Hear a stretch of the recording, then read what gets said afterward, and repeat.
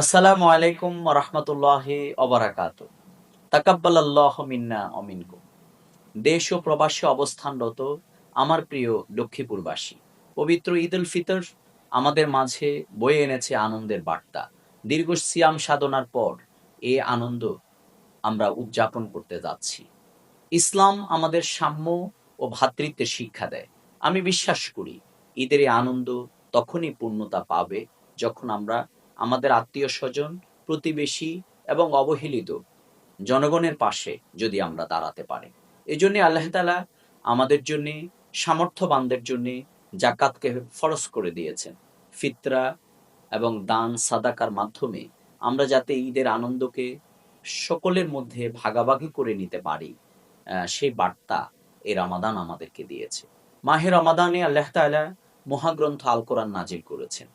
এই কোরআনের বিধানেই আমাদের এই সমাজকে পাল্টাবার একটি গাইডলাইন, একটি গাইড বুক। মোহাম্মদ রসুল্লাহ সাল্লাহ সাল্লাম একটি সুন্দর সমাজ বিনির্মাণের মহাসেনানায়ক হিসাবে ভূমিকা পালন করেছেন।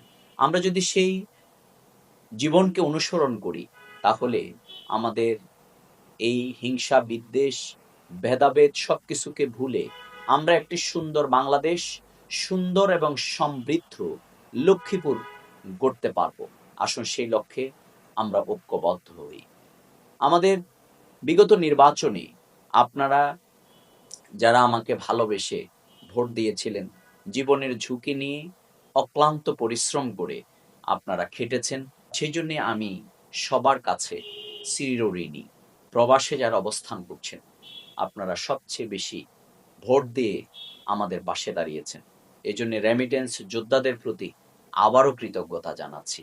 আমার বিশ্বাস আপনাদের এই ত্যাগ আমার পথ চলার শক্তিকে আরো সমৃদ্ধ করবে, শানিত করবে। আমি কথা দিচ্ছি, আপনারা যারা আমার উপরে আস্থা রেখেছেন, এই লক্ষ্মীপুরের জনগণের সুখে দুঃখে আমি আপনাদের পাশে থাকব।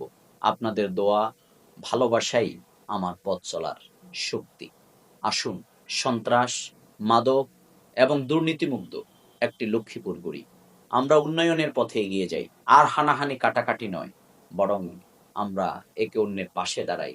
আমরা আমাদের সামর্থ্যের সবটুকু দিয়েই আমাদের সংগঠন এবং সদর উন্নয়ন ফাউন্ডেশনের পক্ষ থেকে সামর্থ্যের সবটুকু দিয়েই আমরা চেষ্টা করেছি রোজাদাররা যাতে করে তাদের পরিবারের সদস্যদেরকে নিয়ে তারা এই রমাদান অতিবাহিত করতে পারে এবং এই ঈদে যাতে আমরা সে আনন্দকে ভাগাভাগি করে নিতে পারি, সেজন্যেই আমরা ফুড প্যাকেজ তাদেরকে দিয়েছিলাম এবং নগদ অর্থ, বিভিন্ন সহায়তা দিয়ে আমরা পাশে দাঁড়িয়েছি।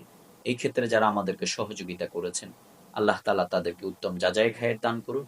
আমি লক্ষ্মীপুরবাসী, আমার সংগঠন সর্বপর্যায়ের মানুষের কাছে আহ্বান, আসুন আমরা অসহায় দরিদ্র পাশে মানুষের পাশে দাঁড়াই।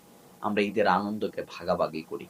আমার পরিবারের সদস্যদের জন্যে আমি যেমনি ক্রয় করছি, আমাদের আনন্দ উদযাপনের জন্য প্রস্তুতি নিচ্ছি।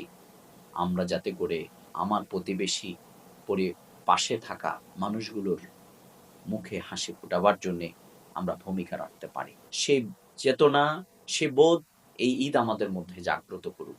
মাহে রমাদানের শ্রেষ্ঠতম আল্লাহর পক্ষ থেকে দেয়া উপহার মহাগ্রন্থ আল কোরআন। আসুন সেই কোরআনকে আমরা পড়ি, কোরআনকে বুঝবার চেষ্টা করি এবং কোরআনের আলোকে সুন্দর একটি সমাজ বিনির্মাণ করি। সকলে মিলে ঐক্যবদ্ধ এক সমৃদ্ধ বাংলাদেশের শপথ গ্রহণ করি। আল্লাহ তাআলা আমাদের সবাইকে কবুল করুন। সুস্থ থাকুন, নিরাপদে থাকুন, ভালো থাকুন। আবারও সবাইকে ঈদ মোবারক। আসসালামু আলাইকুম।